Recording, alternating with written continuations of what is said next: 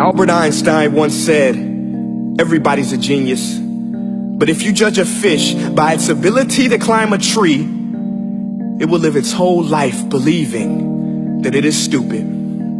Ladies and gentlemen of the jury, today on trial we have modern day schooling. Glad you could come. Not only does he make fish climb trees, but also makes them climb down and do a 10-mile run. Tell me, school, are you proud of the things you've done? Turning millions of people into robots, do you find that fun? Do you realize how many kids relate to that fish?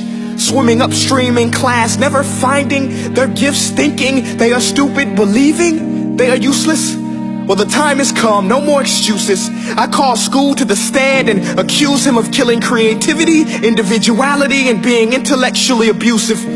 He's an ancient institution that has outlived his usage. So, Your Honor, this concludes my opening statement, and if I may present the evidence of my case, I will prove it. Proceed. Exhibit A. Here's a modern day phone. Recognize it? Here's a phone from 150 years ago. Big difference, right? Stay with me. Here's a car from today, and here's a car from 150 years ago.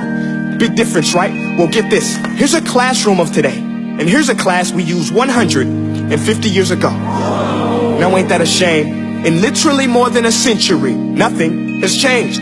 Yet you claim to prepare students for the future? But with evidence like that, I must ask, do you prepare students for the future or the past?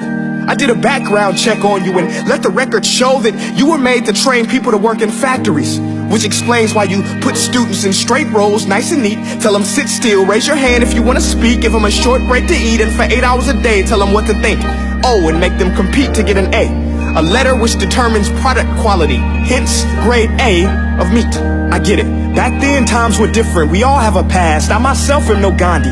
But today, we don't need to make robot zombies. The world has progressed. And now we need people who think creatively, innovatively, critically, independently, with the ability to connect. See, every scientist will tell you that no two brains are the same. And every parent with 2 or more children will confirm that claim. So please explain why you treat students like cookie cutter frames or snapback hats, giving them this one-size-fits-all crap. Watch your language. Sorry, Your Honor, but if a doctor prescribed the exact same medicine to all of his patients, the results will be tragic. So many people will get sick, yet when it comes to school, this is exactly what happens. This educational malpractice, where one teacher stands in front of 20 kids, each one having different strengths, different needs, different gifts, different dreams, and you teach the same thing the same way? That's horrific. Ladies and gentlemen, the defendant should not be acquitted. This may be one of the worst criminal offenses ever to be committed. And let's mention the way you treat your employees. Objection. Overruled. I want to hear this. It's a shame. I mean, teachers have the most important job on the planet, yet they're underpaid? No wonder so many students are short-changed. Let's be honest, teachers should earn just as much as doctors, because a doctor can do heart surgery and save the life of a kid, but a great teacher can reach the heart of that kid and allow him to truly live. See, teachers are heroes that often get blamed, but they're not the problem. They work in a system without many options or rights.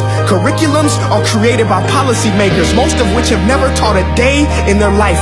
Just obsessed with standardized tests. They think bubbling in a multiple choice question will determine success. That's outlandish.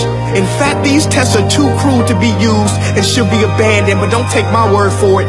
Take Frederick J. Kelly, the man who invented standardized testing, who said, and I quote, "These tests are too cruel to be used and should be abandoned." Ladies and gentlemen of the jury, if we continue down this road, the results will be lethal.